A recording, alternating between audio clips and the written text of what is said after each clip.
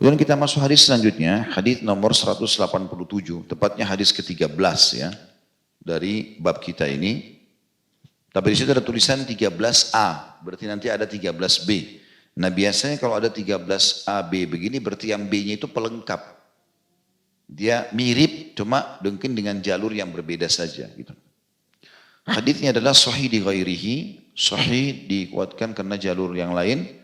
Dari Abu Umamah radhiyallahu anhu bahwa Rasulullah SAW bersabda, ayyuma rajulin qama ila wudu'ihi yuridu shalah, thumma ghassala kaffaihi, nazalat kullu khati'atin min kaffaihi ma'awwali katrah, fa idza madmada wastanshaqa wastanthara, nazalat khati'atuhu min lisanihi wa shafataihi ma'awwali katrah, fa idza ghassala wajha, nazalat kullu khati'atin min sam'ihi wa basarihi ma'awwali katrah, فإذا غسل يديه إلى المرفقين ورجليه إلى الكعبين سلم من كل ذنب كهيئته يوم ولدته أمه قال فإذا قام إلى الصلاة رفع الله درجته وإن قعد سالما. Laki-laki manapun yang beranjak kepada air wudhunya karena ingin sholat, maksudnya siapa saja sini, walaupun di sini diibaratkan laki-laki ya, perempuan pun masuk dalamnya. Kalau dia ingin sholat, lalu dia wudhu, lalu dia membasuh kedua telapak tangannya, maka seluruh kesalahan turun dari kedua telapak tangannya bersama tetesan air pertama. Apabila dia berkumur-kumur, beristinsyak, masukkan air dari dalam hidung, dan beristinthar, mengeluarkan air dari hidung, maka seluruh kesalahannya turun dari lidahnya dan kedua bibirnya bersama tetesan pertama. Apabila dia membasuh wajahnya, maka seluruh kesalahan turun dari telinga dan matanya bersama tetesan pertama. Apabila dia membasuh kedua tangannya sampai kedua sikunya dan kedua kakinya sampai kedua mata kakinya, maka dia selamat dari seluruh dosa sebagaimana keadaan pada hari ketika dia dilahirkan oleh ibunya. Lalu dia berkata, apabila dia beranjak untuk melaksanakan sholat, maka Allah mengangkat derajatnya, dan jika dia duduk, maka dia duduk dengan selamat. Ya. Tentu di sini tambahan daripada apa yang sudah kita jelaskan yang lalu, selain daripada keutamaan wudhu ini, dari bersih semua dosa-dosa, apalagi seperti baru dilahirkan oleh ibunya. Bedanya antara riwayat ini dengan riwayat sebelumnya, kalau riwayat sebelumnya itu digabungkan antara wudhu sama sholat. Sehingga akhirnya dia mendapatkan kebersihan ya, dari dosa-dosa. Tapi kalau di sini hanya wudhu saja. Jadi lebih umum lagi keutamaannya. Karena setelah menyebutkan tadi membasuh tangan, kumur-kumur, kepala, kaki segala macam, lalu dikatakan ya, maka dia selamat dari seluruh dosa sebagaimana keadaannya pada hari dia dilahirkan oleh ibunya. Lalu apabila dia beranjak untuk melaksanakan sholat, berarti tanpa sholat pun wudhu sudah cukup membersihkan dosa seperti baru dilahirkan oleh ibu. Kalau riwayat sebelumnya tadi wudhu dan sholat gitu ya, maka ini lebih global keutamaannya tentunya. Dan dikatakan apabila dia beranjak sholat, maka Allah mengangkat derajatnya. Itu baik di dunia maupun di akhirat, Allah muliakan dia. Berarti salah satu ibadah atau amalan yang membuat keadaan kita lebih baik ya. Jadi misalnya dari keadaan miskin menjadi kaya, sakit menjadi sehat, itu kan semua namanya diangkat derajatnya. Allah keluarkan dari permasalahan, itu makna diangkat derajat. Nanti di surga dia udah dapat nih satu fasilitas, Allah kasih derajatnya lebih tinggi lagi. Ya, jadi dikasih, diangkat derajat, kan biasa gitu. Oh ini orang diangkat derajatnya nih, tadinya tinggal di pinggir kali, sekarang di komplek Tebet Mas gitu kan. Misal contoh.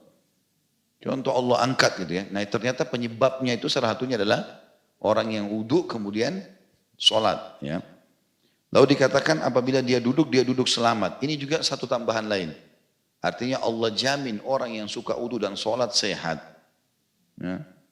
Bagaimana Allah alam? Kuasa Allah. Karena kalau kita sehat, yang ciptakan kita Allah, yang ciptakan kesehatan Allah, yang bisa mempertahankannya Allah. Kalau kita sakit, yang ciptakan kita Allah, yang ciptakan penyakit Allah, yang juga yang bisa mengangkat penyakit itu hanya Allah. Kuasa Allah. Ada orang subhanallah berobat sama sini nggak sembuh. Ya. Allah belum mau sembuhkan, tapi ada orang yang minum air hangat sembuh. Ada orang tidur bangun tidur sembuh, gitu kan? Saya kemarin lihat cuplikan ada satu orang 58 tahun umurnya, bisu tuli. di Saudi. Subhanallah, dia baru berapa hari lalu tiba-tiba dia pergi sholat subuh di masjid, dibawa, dia cuma tunjuk-tunjuk isyarat kepada keluarganya, diantar. Begitu pulang dari sholat subuh masjid bisa ngomong langsung dan bisa mendengar. Diajak ngomong, bagaimana prosesnya? Dia bilang saya juga tidak tahu. Saya ke masjid belum bisa ngomong 58 tahun. Tapi kuasa Allah, dia ikut sholat saja sembuh penyakitnya. Mungkin dokter semua sudah angkat tangan dengan itu, kuasa Allah SWT. Jadi jangan pernah anggap remeh interaksi dengan sang pencipta Allah SWT itu. Karena Allah adalah pencipta yang sebenarnya. Ini tambahannya. Kemudian hadis yang setelahnya 13b, itu sahih di ghairihi, diriwayatkan oleh Ahmad dan lainnya dari jalur Abdul Hamid bin Bahram, dari Syahr bin Hawsab, ia dihasankan oleh Tirmidzi untuk selain matan ini. Ini adalah sanad yang hasan karena ada mutaba'at atau ada ya proses ditelusuri hadis-hadis ini tentang kesahihannya. Tapi yang jelas mirip dengan lafaz-lafaz seperti ini. Dikatakan dia juga meriwayatkan dengan riwayat senada dengan dari jalan yang sahih. Dia menambahkan padanya bahwa Rasulullah SAW bersabda, al-wudu'u yukaffiru ma qablah, thumma tasiru salatu nafilah. Wudu itu melebur dosa-dosa yang sebelumnya, kemudian sholatlah atau sholatnya adalah tambahan pahala. Jadi maksudnya lafaz yang sama, tetapi dalam riwayat lain ada tambahan kalimat ini.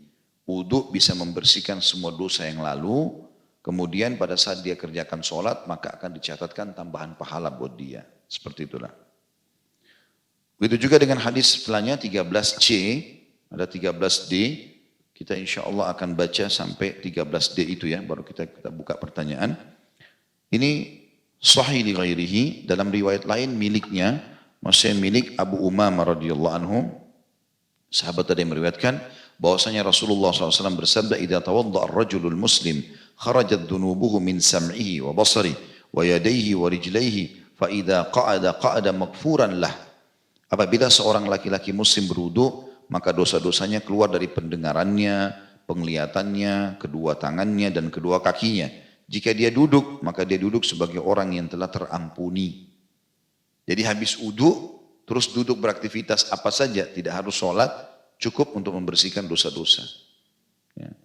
Kata sebagian ulama, ada yang menambahkan hikmah, kenapa anggota wudu hanya anggota tubuh ini saja. Ya. Kata mereka-mereka yang mengatakan penelitian itu, inilah anggota tubuh yang paling sering interaksi dalam keseharian. Mata melihat, lisan mengucapkan, hidung menghirup, telinga mendengar, gitu kan, kepala berpikir, tangan menjama, kaki melangkah. Dalam hadis lain dikatakan ini semua adalah awal pembukaan zina, kemaluan menyempurnakannya, kan gitu. Kemaluan cuma ikut semua, kapan tangan mulai, mata mulai, kaki mulai, maka kemaluan nanti terakhir, gitu. Maka kenapa ini yang dijadikan sebagai anggota-anggota wudu? Ini tambahan hikmah saja. Makanya dikatakan juga di sini akan gugur semua dosanya dari anggota tubuh ini. Berarti memang anggota tubuh inilah yang paling banyak interaksi dengan kesalahan. Sehingga dia yang dibersihkan. Hadis terakhir 13 di Sahih di ghairihi, dalam riwayat lain juga miliknya. Idza tawadda al-muslimu faghasala yadayhi kuffira anhu ma 'amilat yadah. Fa idza ghassala wajhahu kuffira anhu ma nadharat ilaihi aynah. Wa idza massaha bi ra'sihi kuffira bihi ma sami'at udunah. Fa idza ghassala rijlaihi kuffira anhu ma mashat ilaihi qadamah. Thumma yaqumu ila as-salati fa hiya fadilah. Apabila seorang muslim berwudu lalu dia membasuh kedua tangannya, maka kesalahan yang dilakukan oleh kedua tangannya dilebur. Lebur kan kita tahu bahasanya. Jadi sesuatu benda yang keras lalu dilembutin sehingga dia jadi cair atau melebur. Ya, jadi seperti sudah tidak berbentuk lagi. Artinya hilang, gitu kan. Kemudian dikatakan apabila dia membasuh wajahnya maka kesalahan yang dia lihat dengan kedua matanya dilebur. Apabila dia mengusap kepalanya, maka kepalanya yang dia dengar dengan telinganya dilebur. Maka kesalahan yang dia dengar dengan kedua telinganya dilebur. Apabila dia membasuh kedua kakinya, maka kesalahan yang dia berjalan kepadanya dengan kedua kakinya dilebur.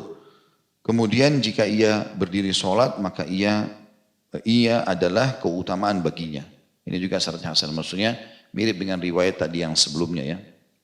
Kemudian penutupannya dikatakan Dalam riwayat milik At-Tabarani, dalam Al-Mu'jamul Kabir, Abu Umamah juga berkata, seandainya aku tidak mendengarnya dari Rasulullah SAW sebanyak 7 kali, maka aku tidak akan menyampaikannya. Beliau bersabda, "Idza tawadda ar-rajulu kama umir, dhahaba al-ithmu min sam'ihi wa basarihi wa yadayhi wa rijlaihi." Apabila seseorang berwudu sebagaimana ia diperintahkan, tata caranya benar, niscaya dosanya hilang, dosa hilang dari pendengarannya, penglihatannya, kedua tangan dan juga kedua kakinya. Jadi bisa kita ambil hikmah dari hadis ini, bahwasanya orang yang punya penyakit, masalah di matanya, masalah di lisannya, ya, sering sariawan lah, apalah segala macam, atau apa saja ada masalah di situ atau di telinganya, atau di tangannya atau di kakinya, sering uduk saja. Salah satu solusinya itu, karena ternyata yang kita bisa sentuh dari sisi keimanan di sini, anggota-anggota tubuh ini kalau melakukan dosa maka berbekas. Dan dari kalimat lebur itu berarti dia mengeras dosa itu. Berarti bisa jadi penyebab masalah buat matanya, buat telinganya, buat hidungnya dan seterusnya. Maka dengan sering berwudu berarti beban-beban yang berat sebenarnya sudah keluar. Ya. Maka insya Allah terapi wudu ini penting sekali. Sering lakukan. Ulang-ulangin terus, setiap batal uduk lagi. Insya Allah penyakit-penyakit yang dihadapi juga bisa hilang. Apalagi tadi salah satu riwayat menjelaskan, kalau habis uduk lalu dia duduk, dibersihkan dosanya dan dia dijamin selamat. Kan begitu. Berarti luar biasa keutamaan daripada uduk itu sendiri. Allah.